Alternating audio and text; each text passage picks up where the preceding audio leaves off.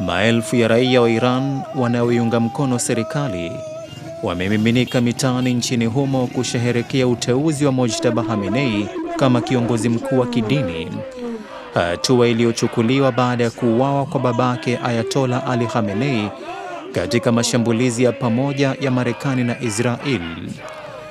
Wafuasi wa serikali wanauona uteuzi huo kama nguzo na ishara ya kuendeleza uthabiti wa taifa katika kipindi cha machafuko na vita vinavyoendelea. Uteuzi wa Mojtaba Khamenei ulifanywa na baraza la wataalamu ambalo linajumuisha wanazuoni 88 wa Kiislamu wenye mamlaka ya kikatiba ya kumchagua kiongozi mkuu.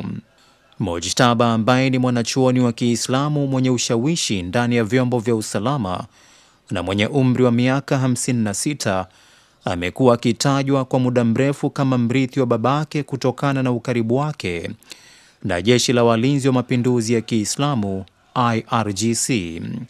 Licha kutoshikilia wadhifa wa umma wakati wa uhai wa babake, alikuwa na ushawishi mkubwa nyuma ya pazia katika masuala ya uongozi na usalama.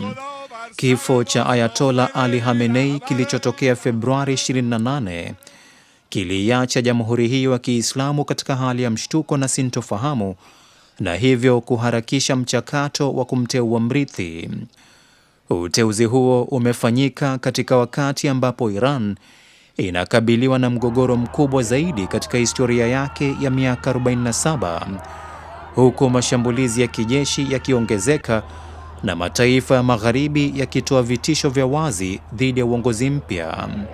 Wakosoaji wanasema uteuzi huo unakwenda kinyume na ahadi ya mapinduzi ya mwaka 1979 ya kukataa utawala wa kifalme na hivyo kuibua taswira ya kurudi kwenye mfumo wa kurithishana madaraka.